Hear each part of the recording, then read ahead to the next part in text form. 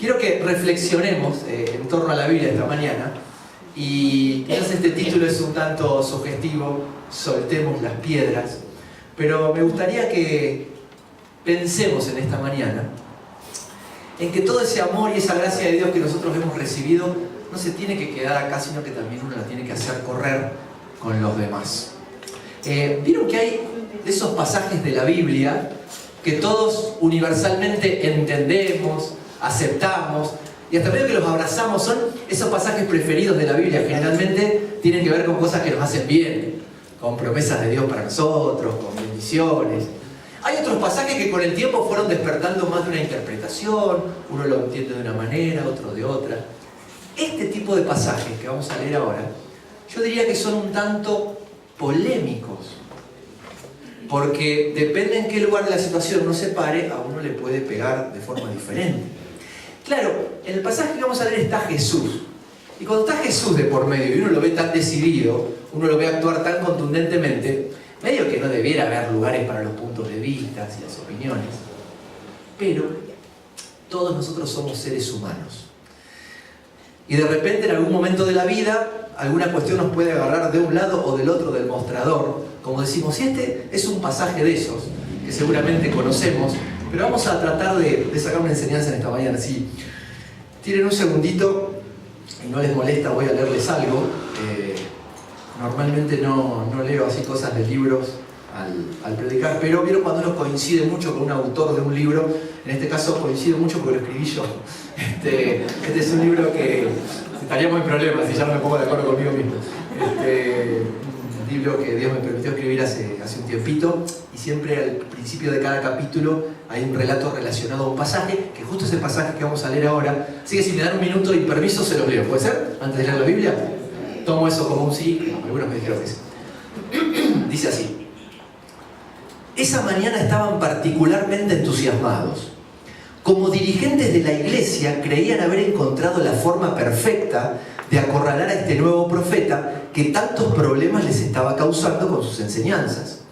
Finalmente, y después de tantos intentos fallidos, tendrían elementos para acusarlo en público y echarle así un baldazo de agua fría a su popularidad. El caso se trataba de una auténtica pecadora con todas las letras, que acababa de ser sorprendida en uno de los actos más condenables e inmundos para la época. La ley era muy clara y las pruebas sobraban. ¿Se animaría este carpintero de Nazaret a ir en contra de Moisés? Pero a su vez, si no lo hacía, ¿cómo seguiría hablando del amor después de esto? Sería como dar un guiño frente a una multitud y al templo para convertir a esta mujer a pedradas en un cadáver ensangrentado a sus pies. Todos esperaban verlo dudar, pero él jamás titubeó. Con su acostumbrada calma, recomendó que sería bueno que la ejecución la iniciase aquel que estuviera totalmente limpio de pecado. Las dudas en ese momento se trasladaron hacia el lado de los apedreadores, y el nerviosismo se empezó a instalar en los religiosos.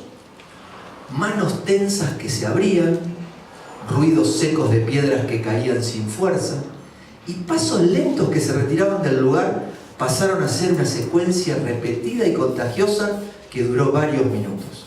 Los que comenzaron a marcar la tendencia fueron los de más edad, quizás producto de la mezcla de sabiduría con acumulación de pecados en sus conciencias. Al final solo quedaron dos protagonistas en la escena: la acusada, que consciente de su culpabilidad simplemente esperaba, y él, que era el único que tenía autoridad para tomar las piedras que hicieran falta para hacer justicia. El desenlace fue sorprendente. No hubo sangre, hubo perdón. No hubo condena, hubo exhortación. No hubo final, hubo comienzo. El Creador hecho hombre acababa de enseñar con hechos y no con discursos un concepto cuyo significado y alcance muchos todavía nos resistimos a aceptar: la gracia. Un idioma indescifrable para quienes ese día habían preparado todo con otra expectativa. Es un recuerdo de una mañana frustrante para esa gente. Y esto es lo que dice Juan capítulo 8 desde el versículo 1. El pasaje en cuestión dice así, en la versión NTV. Jesús regresó al Monte de los Olivos, pero muy temprano a la mañana siguiente estaba de vuelta en el templo. Pronto se juntó una multitud y él se sentó a enseñarles. Mientras hablaba, los maestros de la ley religiosa y los fariseos le llevaron a una mujer que había sido sorprendida en el acto de adulterio, la pusieron en el medio de la multitud. Maestro, le dijeron a Jesús, esta mujer fue sorprendida en el acto de adulterio. La ley de Moisés manda apedrearla. ¿Tú qué dices? Intentaban tenderle una trampa para que dijera algo que pudieran usar en su contra. Pero Jesús se inclinó y escribió con el dedo en el polvo. Como ellos seguían exigiéndole una respuesta, él se incorporó nuevamente y les dijo, muy bien, pero el que nunca haya pecado, que tire la primera piedra. Luego volvió a inclinarse, siguió escribiendo en el polvo. Al oír eso, los acusadores se fueron retirando uno tras otro, comenzando por los de más edad, hasta que quedaron solo Jesús y la mujer en medio de la multitud. Entonces Jesús se incorporó de nuevo y le dijo a la mujer, ¿dónde están los que te acusaban? ¿Ni uno de ellos te condenó? Ni uno, Señor, dijo ella. Yo tampoco, le dijo Jesús. Vete y no peques más. Vete y no peques más. Dijo, andá, pero no peques más. Y estoy insistiendo con esta frase porque quiero como que nos imaginemos la escena y le pongamos pausa, la dejemos detenida ahí. Jesús diciéndole esto a la mujer. Es muy importante y sobre el final vamos a volver sobre esta escena. Lo que trato de decirte es fundamental esto. Porque uno leyendo esta historia y charlando las cosas que vamos a charlar podría llegar a confundirse. Entonces yo quería aclararte antes que nada que todo el mensaje de la Biblia nos dice que Dios no la va con el pecado. A Dios no le es indiferente en absoluto el pecado. Dios no negocia, Dios no tranza con el pecado. Dios no lo cubre, no lo tapa, no lo fomenta, no lo facilita. Dios odia lo que nos hacen. Dios odia el pecado. ¿Estamos de acuerdo? Bien, tenemos que tener eso en cuenta.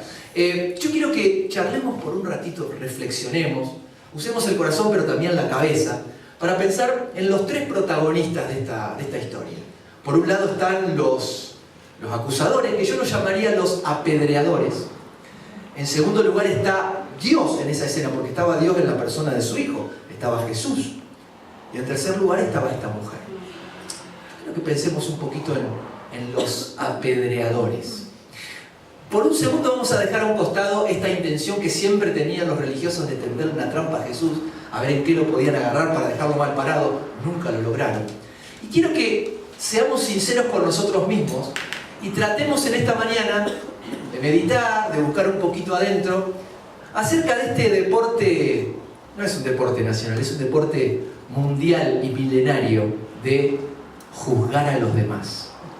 Uno dice juzgar a los demás y suena así como feo, no fuerte, pero la realidad es que en el día a día muy fácilmente caemos en eso. Y es más, a veces hasta creemos que con cierto derecho tenemos que hacer.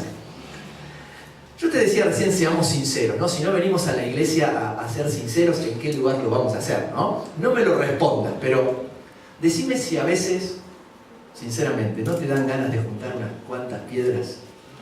¿Te pasó alguna vez? Y de dirigirte hacia el encuentro de una persona, ¿no? Si no te acompaña una manifestación, no importa. Mientras tengas suficientes piedras y el sujeto en cuestión ahí inmóvil, es como que uno quisiera hacer justicia, ¿no?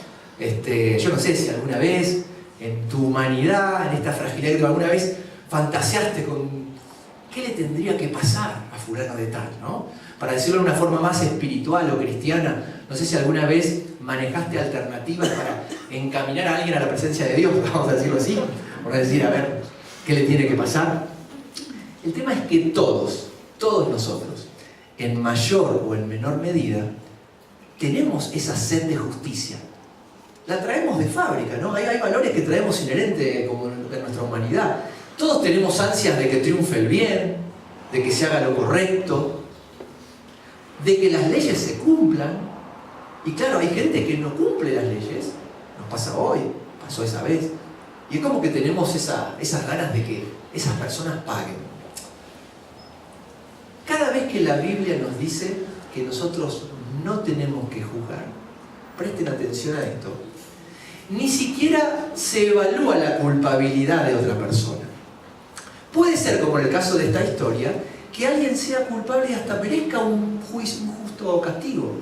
Ese no es el tema. El tema central acá es ¿quién está pidiendo justicia? ¿Y en calidad de qué? Bueno, uno siempre se siente en condiciones, ¿no? No, yo reclamo esto porque yo no soy como él y yo nunca voy a hacer eso. Claro, es nuestra mirada, que es respetable, pero evidentemente Dios tiene otra perspectiva del asunto. Hay muchos pasajes en la Biblia, por ejemplo Jesús en Lucas capítulo 6, dice ahí por el versículo 37, no juzguen si no quieren ser juzgados, no condenen a otros si no quieren que los condenen a ustedes. Un poquito más adelante, en esos ejemplos muy gráficos que daba Jesús, muy ilustrativos, dice, es medio incoherente tratar de sacar la astilla del ojo de otra persona cuando uno puede tener una viga delante, ¿no? Jesús decía, sacate primero la viga que tenés adelante y eso va a hacer que puedas ayudar a otros. Dice en Santiago capítulo 4 versículo 14 que el único que puede juzgar es el dador de la ley, que es Dios. Y dice el pasaje, ¿y tú quién eres para juzgar? Ahí en Romanos 14:4 dice algo similar. Y es como que yo sigo pensando igual que soy un poquito mejor que otros, ¿no? Que cierto derecho tengo a hablar, a juzgar, a reclamar. Y por las dudas, Santiago capítulo 2, versículo 10 me dice, y nos dice, que aunque uno cumpla toda la ley, pero falle en un aspecto de la ley, igual se hace culpable de todos los demás. Y a mí eso me suena un poquito injusto, ¿no? Pero Dios lo ve así. Es decir, que para Dios, en este tema, todos nosotros formamos parte de una gran categoría compuesta por aquellos que no solamente alguna vez le fallaron a Dios, sino que también lo siguen haciendo. Con cuánta facilidad miramos a los demás muchas veces y nos cuesta mirar para adentro. Acá había un grupo de personas sedientas de justicia, como muchas veces nosotros estamos en épocas como estas, donde hay tanta justicia para aplicar, ¿no? Con tantas cosas que suceden. Ahí estaba este grupo listo para ejercer justicia por mano propia ante un caso de culpabilidad indefendible. Y ahí le preguntan a Jesús, ¿qué hacemos? Y lo leímos juntos. Jesús es como que dijo en esta versión, dice, muy bien, adelante. ¿La van a apedrear? Dale nomás, lo dice la ley. Pero un pequeño detalle. ¿Qué tal si al primer piedrazo lo tira aquel que esté libre de pecado? Fíjense, curiosamente Jesús no dijo, no, por favor, no la maten, no le tiren. No dijo eso. Jesús tampoco dijo, ¿será para tanto? ¿Vamos a matar a esta mujer? Tampoco Jesús dijo, hay pruebas, estamos seguros, miren que está la vida de ella de por medio. Fíjense que es coherente lo que venimos diciendo, y es que Dios no se pone a discutir conmigo si tengo razón o no acerca del pecado de otras personas. Lo que me explica, con cariño, es que yo no soy quien para decidir, tipo juez, si otra persona debe vivir o morir, o qué cosa le tendría que pasar en la vida, o qué castigo le tendría que caer, o cuál es su verdadera condición ante Dios. A eso solamente lo puede hacer Dios. Esta es una realidad que aparece en la Biblia y que choca con nuestra noción de justicia. Sé que en esta mañana estoy hablando algo que quizás te puede incomodar un poquito. Como decía al principio, es más fácil hablar de que Dios nos quiere mucho, de que Dios me va a ayudar esta semana. Y te cuento, Dios te quiere mucho y te va a bendecir esta semana, menos mal.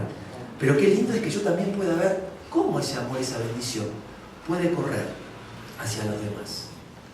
Esta realidad es así, y qué lindo es que lo podamos aceptar. Claro, uno dice, pero la justicia entonces, pero fulano de tal, pero fulanita, y lo que hizo, y lo que sigue haciendo, es como que uno le parece que es una injusticia que uno no pueda juzgar. Y como en tantas otras ocasiones en la vida, uno tiene que dejarse domar por el Espíritu Santo, por lo que Dios piensa que hagamos en cada situación. Y cada vez que uno hace lo que Dios nos pide que hagamos, hay un sentido de alivio, hay un sentido de liberación adentro. En esta mañana la invitación es a que soltemos las piedras y cuando realmente lo hacemos, hay una sensación de bienestar. Cuando uno logra sacarse esa toga de juez, cuando uno logra tirar el martillito con el que tantas veces hemos dicho culpable o inocente, y uno le deja esa parte a Dios, que es el único que lo puede hacer, y uno puede estar listo para usar las manos quizás para otra cosa. Hay muchos apedreadores dando vuelta. Yo no quisiera ser de ese grupo. Hay gente que yo diría que son apedreadores crónicos. En serio, parece que no se les pasa, ¿no?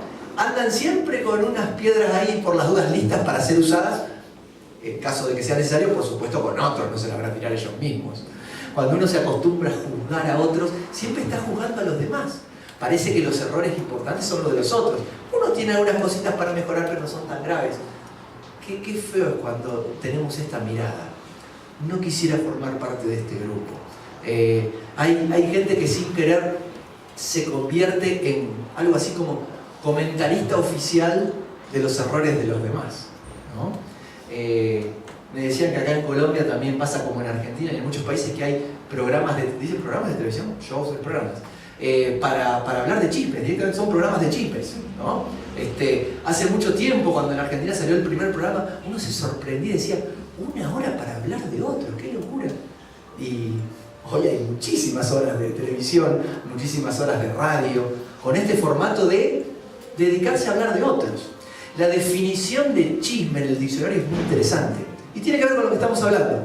Dice el diccionario, noticia o comentario verdadero o falso acerca de las vidas ajenas que busca hablar mal de alguien o enemistar a unas personas con otras. Parece de la Biblia, ¿no? Es el diccionario. Un comentario que puede ser verdad o no, no es el caso. Siempre de otros y que busca eso, hablar mal o enemistar a unas personas con otras. A mí me duele cuando me cruzo con personas que parece que tienen una capacidad natural para esto. Podrían ser panelistas de estos programas tranquilamente, ¿no? ¿Vieron esa gente que tiene información de todos? No sé cómo hacen, tienen información fresca, no sé si tienen mobileros por las calles que le van... A veces saben las cosas antes que suenan, cosas de los demás. La Biblia es muy clara acerca del chisme. Y ahora olvídate de la televisión. Yo no quisiera caer en eso. Nunca nos prestemos a esa práctica que la Biblia condena. Ni siquiera para decirlos o para escucharlos. Hay mucha gente tipo inspector de la integridad de otros. Qué lindo cuando uno se cruza con cristianos que han abrazado ciertos principios y conceptos bíblicos con fuerza. Eso es muy bueno. O que tienen ellos dicen un gran celo por la santidad, por la limpieza, la integridad. Eso es muy bueno. El pequeño detalle es que a veces hay algunos que tienen una fuerte inclinación en aplicar eso a los otros y no tanto a ellos mismos. Hay personas que conocen mucho de la Biblia, pero lamentablemente usan los versículos que saben como para aplicarlo en los errores de quienes tienen cerca. Qué lindo es que la Biblia sea carne en nosotros y podamos vivir esas cosas que Dios nos pide que vivamos, no tanto para estar marcando errores ajenos. Hay gente que abraza mucho la doctrina. Yo me he encontrado con personas que se sienten medio superhéroes, dicen, somos los guardianes de la sana doctrina, somos los únicos que tenemos. Y cuando uno dice somos los únicos sanos, es peligroso, ¿no? ¿Cuán sana puede ser la doctrina de alguien que cree que todos están enfermos menos uno mismo, ¿no? Cuánto amor por la palabra que puede tener uno si yo no amo a mis hermanos. Qué lindo sería que el mensaje básico de la Biblia, que dice que tenemos que amar a nuestros hermanos y no juzgarlos, lo podamos vivir y que no hagamos al revés. No me quiero contagiar de personas que en vez de amar, juzgan. Qué feo es que formemos parte de este grupo de acusadores, de apedreadores, de gente que presta demasiada atención a la vida de los demás. Que en todo caso, si tu vida me va a interesar, sea para ver cómo te ayudo, sea para ver en qué te puedo servir. A veces en las redes sociales es llamativo. Bueno, tantas cosas ocurren ahí, ¿no? Pero a veces cómo se castiga a personas que sirven a Dios y que son muy famosas, músicos, predicadores. Les pegan de una forma sin piedad. Y alguien me podrá decir, pero ¿es verdad las cosas que dicen? No tengo ni idea, pero no me tendría que interesar. Miren, yo en mi caso estoy embarcado, decidido, enfocado, ocupado en ser mejor marido de lo que soy, en ser mejor padre de lo que soy, en ser un mejor amigo de lo que soy, un hijo de Dios más fiel. La verdad que eso lleva tiempo, cabeza, esfuerzo, energía, además de las cosas que uno hace. No tengo tiempo para estar mirando vidas de otros. Y me acuerdo de la frase de Jesús, y quiero trabajar en la vida que tengo adelante, en los errores que todavía tengo por mejorar, en cómo tengo que crecer. La verdad que estar trabajando en la astilla de ojo ajeno es para alguien que realmente ha superado todos sus obstáculos, ha trabajado tanto en él, que no es mi caso. Hasta el último día quiero seguir trabajando para ser mejor. Porque cuando te das cuenta que sabes algo, te das cuenta a la vez que no sabes nada. Cuando vas conociendo a Dios un poquito, queda un universo de cosas por conocer. Quiero ser alguien que esté en permanente construcción, en permanente mejora, para poder hacerle bien a las personas que tengo alrededor. El hecho de ocuparme de los errores de los demás habla de una falta de mirada hacia mi interior. Yo te animo, hermano, a que no formemos parte de este grupo. Que incluso como cristianos no caigamos en la tentación, en el error de acusar siempre todo lo que pasa afuera, ¿no? Frases que son dichas desde los púlpitos, como que la sociedad está corrupta, una frase que siempre escucho, la juventud está perdida. Yo creo que más que denunciar esas cosas tenemos que ponernos en acción, salir afuera y tratar de hacer algo para que la cosa cambie. Jesús, cuando caminaba por las calles en su época y se encontraba con muchos corruptos y mucha corrupción, lejos de denunciar, él amaba a esa gente, se acercaba a esa gente, comía con ellos y trataba de cambiarlo. Qué lindo sería que nosotros, como iglesia, como cristianos, tengamos esa actitud, más que tener un dedo acusador o denunciador, tengamos la actitud que más lo representa a Él, la de mirar a las personas con amor, para tratar de restaurarlas. Un pequeño detalle hablando de restaurar. Si es verdad que nadie puede tirar la primera piedra, si nadie está totalmente limpio, ¿cómo es entonces? Yo no te puedo decir nada a vos, vos no me podés decir nada a mí. ¿Qué hacemos? Un pacto mutuo de no agresión y cada uno sigue adelante. Entonces, ¿para qué está la iglesia? ¿Para qué están los líderes? ¿Para qué están los pastores? Fíjate lo que dice Gálatas 6:1. Dice: hermanos, si alguien es sorprendido en pecado, ustedes que son espirituales deben restaurarlo con una actitud humilde. Pero cuídese cada uno, porque también puede ser tentado. La idea de este versículo se repite varias veces en la Biblia. ¿Qué es lo que hay que hacer con algún hermano nuestro que ha caído? ¿Qué es lo que hay que hacer cuando alguien haya sido una gran caída o pequeña caída, pero está ahí en el suelo? ¿Qué dice la Biblia que hay que hacer? ¿Empezar a saltarle arriba hasta que deje de respirar y terminar de matarlo? Dice que hay que curarlo. La misión nuestra como hijos de Dios es restaurar a la gente. Claro, a veces son procesos incómodos, largos, difíciles, pero qué lindo es tener cerca gente que nos quiera curar y no que nos quiera terminar de matar. Qué lindo es que seamos restauradores. Que cuando vemos cerca gente nuestra que se equivoca, que comete errores, que peca, que seamos esa gente que siempre tiene una mirada de restauración. ¿Vieron esos restauradores de obras de arte que después del paso del tiempo saben hacer un trabajo tal que vuelve a surgir la belleza de una pieza? Cada ser humano es una obra de arte de Dios. Y muchas veces el pecado, el camino de la vida fue haciendo sus estragos. Quisiera ser un restaurador, alguien que ayuda a que vuelva esa persona a ser lo que era antes, o como dice en más de una ocasión, que vuelva a ser mejor de lo que era antes. Dios es tan maravilloso que puede hacer ese proceso en las personas. Que seamos restauradores y no apedreadores. Gente que use las manos para cosas más productivas. Dijimos que estaban los apedreadores. Ojalá, hermano, nunca formes parte de ese grupo que lejos de hacer la voluntad de Dios hace daño a los que la rodean. En segundo lugar, dijimos, estaba Dios, estaba Jesús. Dios es perfecto. Solamente Él puede poseer la combinación exacta entre amor y justicia. Porque Dios es justo, pero a la vez me ama. Menos mal, ¿no? Si Él fuera solamente justo, ¿qué pasaría conmigo? Es justo, pero me ama. Y encima, como decíamos hoy, Él maneja un idioma muy difícil para nosotros, que es el idioma de la gracia. Es justo, me ama, pero tiene gracia para mí. Dice Efesios que si soy un hijo de Dios, que si algún día voy a ir al cielo, no es por méritos que yo haya logrado, sino es por la gracia de Él. La salvación que tenemos es un regalo de Él. Y acá estaba esta mujer, tirada en el piso, viviendo los instantes más humillantes de su existencia. Es más, estaba al borde de la muerte. Su ejecución ya era casi un hecho.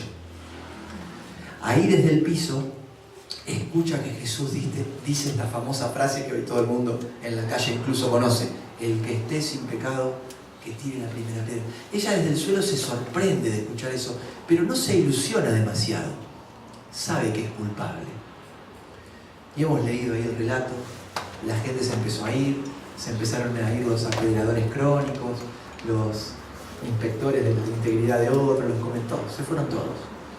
Jesús se queda con ella y le dice: ¿ninguno te condenó? Ella casi ni se anima a emitir sonido.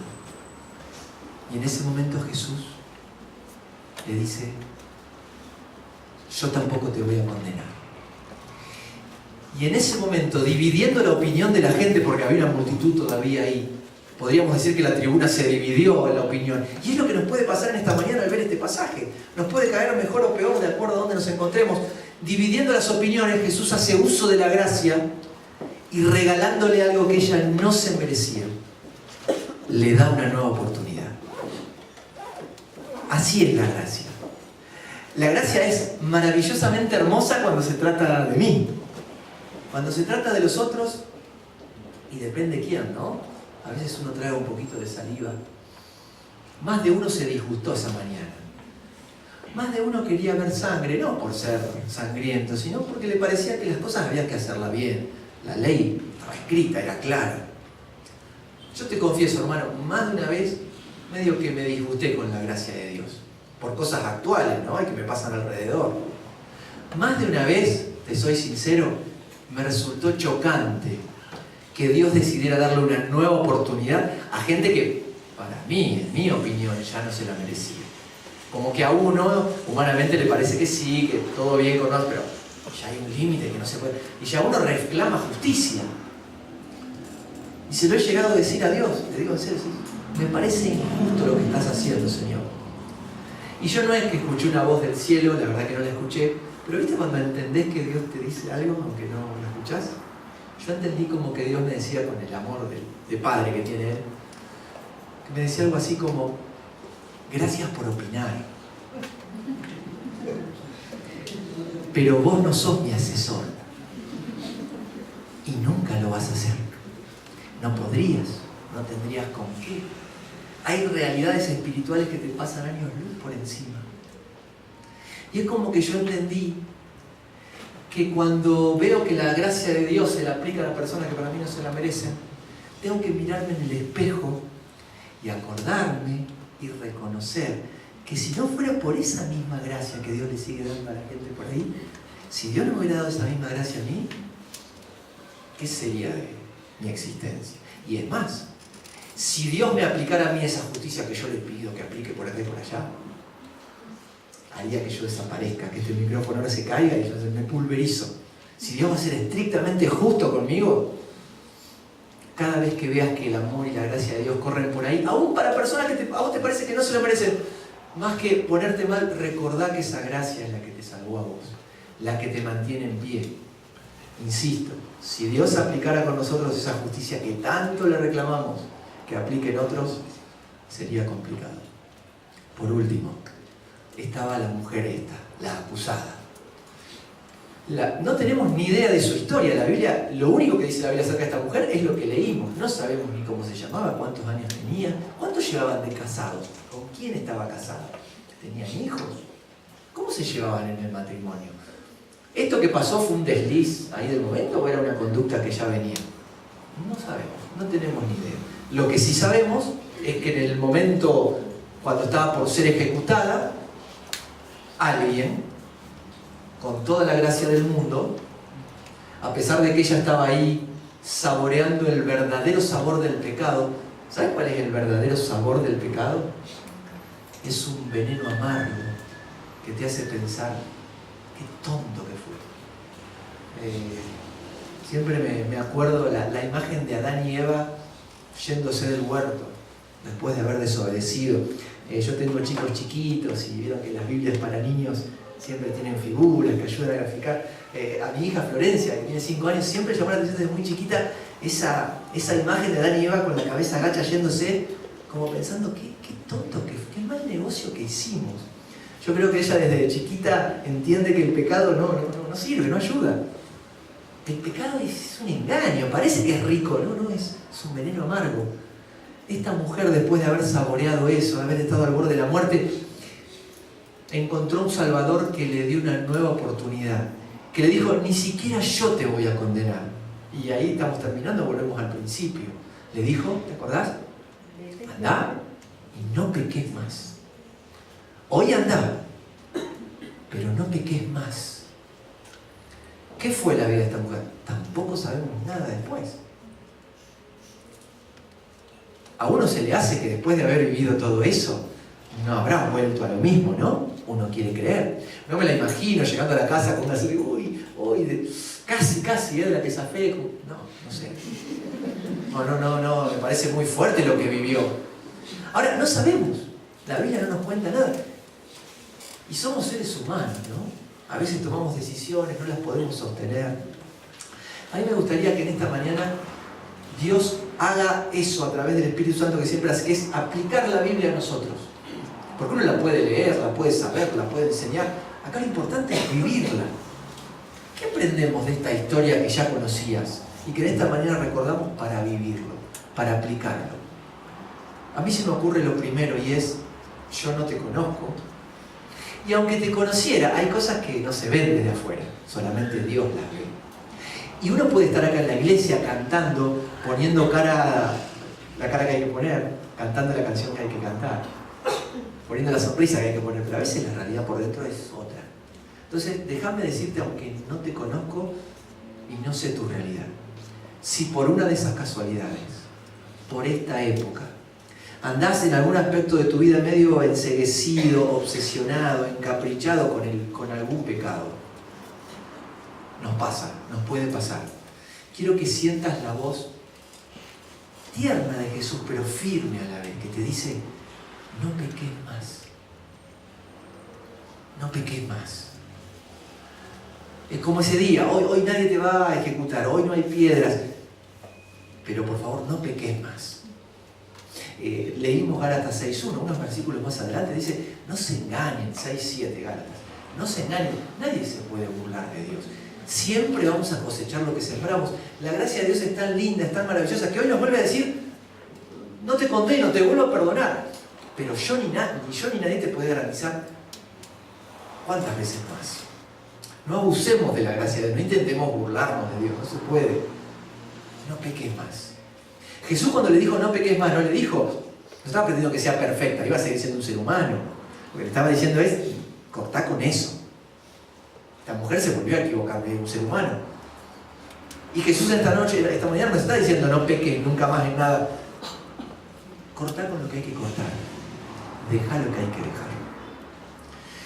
Y con este tema de las piedras, algunos más, otros menos, puede ser que hace mucho tiempo que tenemos al menos uno, ¿no? Una piedra en la mano, una situación que nos ha lastimado, hubo una circunstancia que de verdad fue injusta y que tenemos tantas ganas de que la justicia llegue y a veces es como que parece que Dios no la hace y uno lo quiere ayudar a Él. En esta mañana Dios nos pide que nos liberemos, que salgamos del jurado, del estrado, de esta posición de juez, que quizás después de muchos años de tener la mano así media acalambrada, toda entumecida, los músculos de apretar una piedra, la soltemos, la dejemos caer y que usemos las manos para otra cosa. Que usemos las manos para abrazar, para acariciar. Hay tanta ayuda para brindar ahí afuera. Usemos las manos para eso. Hay tantas otras manos para estrecharnos y estar en unidad y hacer cosas juntos. Qué lindo sería que yo pueda tener una mirada de los demás parecida a la mirada que Dios tiene conmigo. Qué fácil es levantar la bandera de la justicia y sentirnos los paladines y los justicieros cuando se trata de otros. Cuando se trata de nuestras cosas, somos más bien decir: Señor, ten misericordia de mí, perdóname, gracias por tu gracia. ¿Qué tal si en esta mañana, en vez de quedarnos con todo ese tesoro que Dios nos ha dado, su mirada, su amor, su trato, podemos hacerlo correr y lo hacemos extensivo a los demás? Si cerca tuyo hay alguien que se ha equivocado en algo que consideras chico o grande, acordate de Gálatas 6:1. Estamos para curar, estamos para restaurar, estamos para hacer que esa obra de arte que es el otro pueda volver a lucir como Dios la hizo. Y cada vez que cerca o lejos tuyo haya estas cosas que ocurren, estas injusticias, estos pecados que te indignan, trata de hacer lo que trato de hacer yo, y es acordarme de la viga que tengo adelante con la que sigo trabajando, los errores para mejorar, las cosas en las cuales crecer. Quiero ocuparme de ser mejor persona, para que Dios pueda hacer cosas lindas a través de alguien imperfecto como yo, pero que no se escuda de su imperfección para decir: yo soy así y me quedo de esta manera. Qué lindo es que los que nos rodean puedan notar que Dios existe, porque cada vez me voy superando, cada vez me enojo menos, cada vez miento menos, cada vez miro con más amor, cosas que el Espíritu Santo puede hacer en nosotros. Qué lindo que al mirar a los demás, cerca o lejos, más que una mirada de juicio con martillo y con toga, acordémonos que el único que puede hacer eso es Dios. Todos los demás estamos para ayudarnos a caminar y a crecer juntos. Y la iglesia local, una comunidad de fe como esta, es el ambiente ideal para vivir eso. Ningún otro rincón de la sociedad nos ofrece esto, de encontrarnos acá gente de diferentes familias, historias, clases sociales, y poder coincidir en un espacio en donde nos ayudamos a crecer, nos servimos. Vos me ayudás a marcar mis errores, yo a lo mejor yo te puedo servir en algo. Qué lindo es vivir la comunidad de la iglesia, nunca te lo pierdas. Nunca tomes esto como un lugar donde venir a cumplir. Vine el domingo y ya está, y Dios se puso contento. Dios se alegra de verme acá, pero qué lindo es que podamos vivir esta dinámica de amarnos, de caminar y de crecer juntos, no de juzgarnos. Ojalá que ese trato de Dios, en esta misma semana que estamos arrancando, yo sea capaz de transmitirlo a otros. Va a ser una muy linda manera de representar a nuestro Padre Celestial. La gente está queriendo ver algo diferente y está cansada de discursos, está cansada de palabras, necesita derechos, actitudes. Tengamos actitudes que sean dignas de un hijo de Dios. Caminemos lo más parecido a que Jesús caminaba. Vamos a orar. Quizás podés hacer tu propia oración en frases muy simples, muy honestas, muy concretas. Decirle a Dios lo que pensás, lo que sentís. Quizás sea el momento de decir: Señor, perdóname por algo que estoy estirando y tengo que tomar una decisión de alejarme de lo que no me hace bien. Señor, dame más paciencia, dame más gracia para tratar con el error ajeno. Dame ganas de curar, de restaurar. Hacé tu oración. Muchísimas gracias, Señor, por tu palabra, por estas historias donde vemos a Jesús actuar de una manera que no nos deja mucho espacio para los grises. Señor, nos cuesta. Te confesamos que en nuestra humanidad, en nuestra fragilidad, nos cuesta muchas veces actuar como nos pedís. Por eso en esta mañana pedimos tu ayuda. Que en esta semana te representemos bien. Que nuestra manera de andar, nuestro rostro, nuestra mirada, nuestra sonrisa, nuestro trato, se parezca al trato que vos nos has dado. Señor, danos una mirada parecida a la de Jesús, que ese día no se ensañó con el pecado y buscó cumplir la ley a rajatablas. Hubo gracia. Señor, ayúdanos a soltar las piedras a tener una actitud de mucho más amor, así como vos nos amás a nosotros. Te damos muchas gracias, en el nombre de Jesús. Amén. Dios los bendiga mucho.